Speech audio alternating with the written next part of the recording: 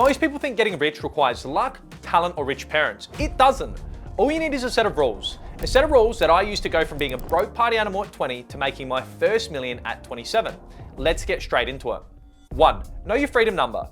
So many people worry about how they're going to become rich, but they don't even know the number that's actually going to set them free. And what I'm talking about is the amount of money that once you hit it, you never have to work again. Because honestly, real wealth isn't about buying whatever you want, it's about doing whatever you want. And here's a quick little tip. You're never going to save your way to riches. My dad preached that strategy for years, but it's a slow burn. You get wealthy by investing, so your money works for you instead of you having to grind forever. And the best way to know how much money you actually need is by using the 4% rule, because you can safely spend about 4% of your invested money each year without running out. That 4% is what you can safely withdraw while still letting your investments grow. So let's keep it super simple. If you spend about $100,000 a year on everything, so groceries, utilities, rent, all that, multiply that by 25 and your freedom number is $2.5 million. If you only need $50,000 a year, then multiply that by 25 and it's $1.25 million. It's just math and it's not that complicated. Now that you know your freedom number, you have a goal, and having a goal is like having a target, because you can't hit a goal if you don't know what it is. For example, before I knew this little trick, I had no idea what my freedom number was. But once I figured it out, it became so much simpler. I had a specific number to aim for, and every day I'm working towards it. And that's the power of knowing your freedom number. It turns someday into a clear target you can actually chase. 2. Master one high income skill.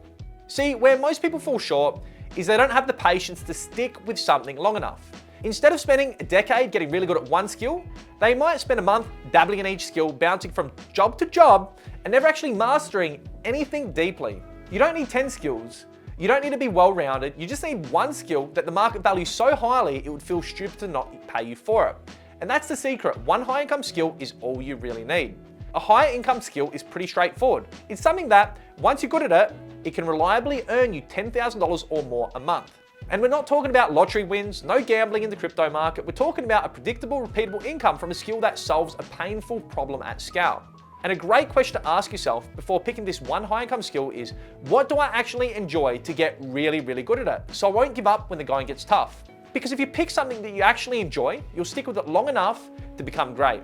And what kind of skills pay well?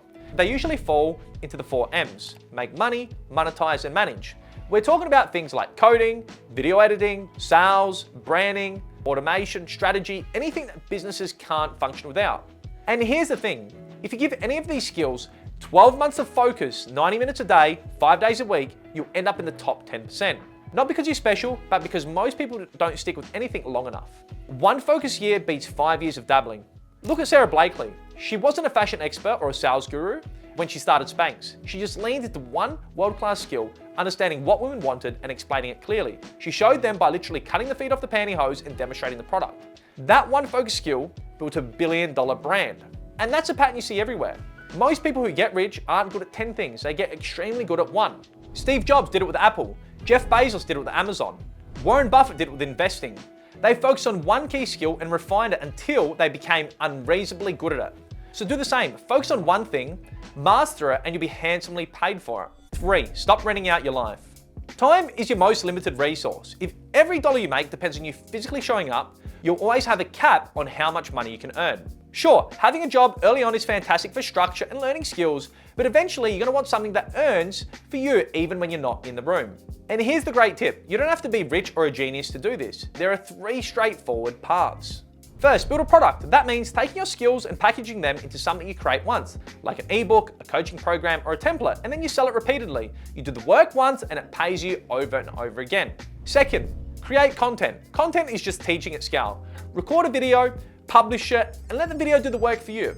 Because once you hit a certain threshold of views, that content can generate income through ads, sponsors, or affiliates without you having to constantly recreate it. Third, invest. Once you have a financial cushion, put your money into simple, steady investments like index funds or real estate. Over time, your investments will start earning more than your own labor. What's great about all of this is that you shift from I work to get paid to my assets work and I get paid. And that's the moment you stop renting out your life and start owning your future. 4, multiply yourself without working more. All right, so now that you're no longer working, just trading time for money, let's talk about how to multiply what you're building. You see, so many people stay stuck because they rely on sheer effort. More hours, more tasks, more grinding. The effort alone has a cap. You can only work so many hours before you burn out. The real trick is to build things that multiply your output without multiplying your workload. So here are 3 ways to do just that. Build systems and use tech tools. Think of this as automating the boring stuff.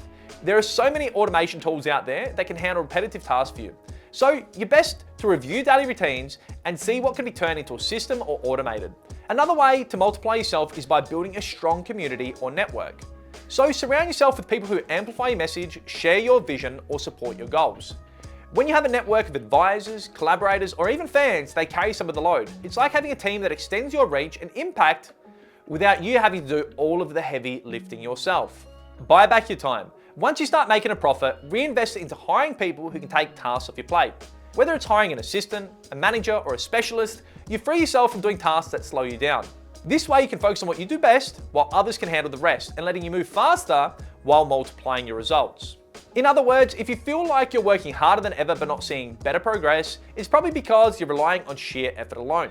Start multiplying yourself and using systems, community, and smart reinvestments, and your workload will lighten while your impact grows. And if you want to know who to hire first, second, and so on, I created a video on exactly that, and I'll put a link in the description. And before I move on to the next one, if you're getting value so far, be sure to smash that like and hit subscribe. 5. Distribution beats creation. Here's the uncomfortable truth. The best known product wins, not necessarily the best product. You can have the most incredible solution out there, but if nobody hears about it, it's not going to sell. Meanwhile, someone with an average product and great distribution is out there running in circles around everyone else.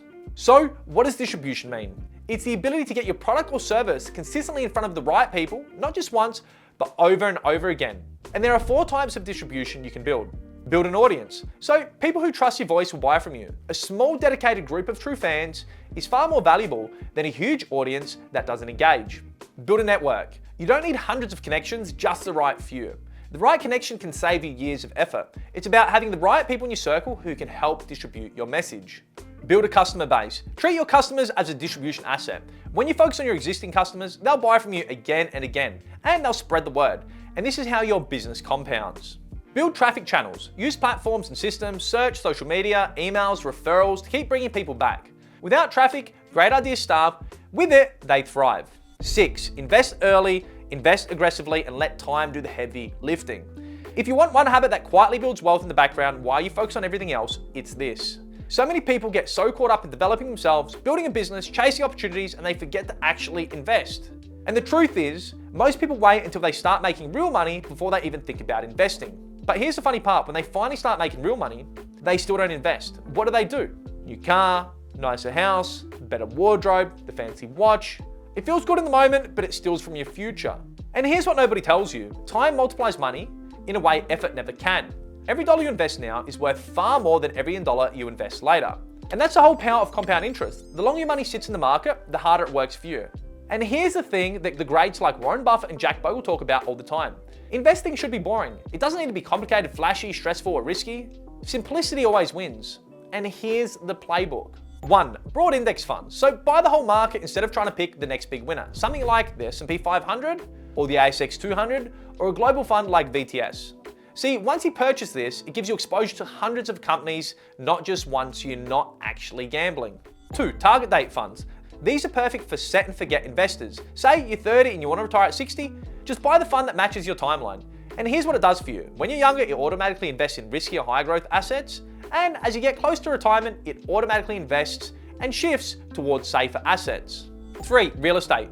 Personally, I prefer shares. I think they're simpler, cleaner, and easy to manage. But if you like physical assets that you can touch, see, and stand inside of, property is a great long-term wealth builder too. The important point here is keep it simple. We're not talking about gambling in crypto.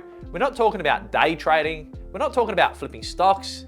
We're talking about long-term wealth creation through passive, boring assets.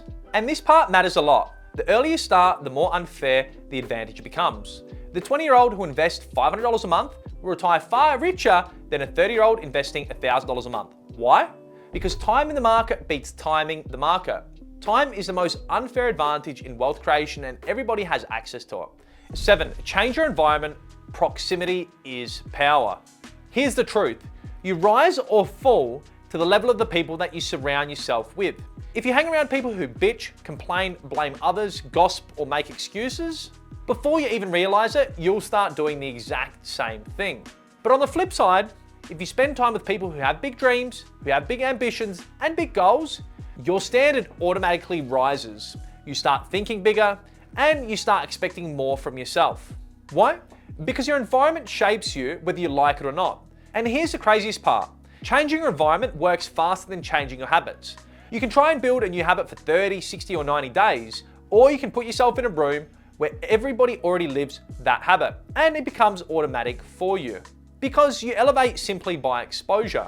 So this might mean moving close to people who think bigger, moving to a new neighborhood or city, surrounding yourself with career-focused people who want the best out of themselves. Because the truth is, proximity is power. If you immerse yourself in ambition, you'll become ambitious. If you immerse yourself in growth, you will grow. If you immerse yourself with people who dream bigger, you will dream bigger. And on the flip side, if you immerse yourself with people who don't want anything, you will probably stop wanting those things too. In my early 20s, I learned this the hard way. I was hanging around people who partied, drank, took drugs, sold drugs, all of it. And if I kept surrounding myself with those people, I would have gone down the same path. So I made the hardest decision of my life and I cut those friendships off overnight. I joined a mastermind filled with people who had goals, ambition, and purpose. And guess what? Now I've managed to build a business that does over $1 million a month. And this didn't happen because I was the smartest person in the room and I was the most talented, but because I finally surrounded myself with the people in the environment that helped me level up. So here are a few questions to check if your environment is helping you grow. Do you spend time in rooms where you're not the smartest? Are you surrounded by momentum or excuses? And do the people around you force you to stretch? Because if the room doesn't challenge you, you're probably in the wrong room. Is there an anchor you need to cut? Because at the end of the day, your environment is either pulling you up or it's either dragging you down. That's it. You don't need luck. You don't need a wealthy family. You just need to follow these steps.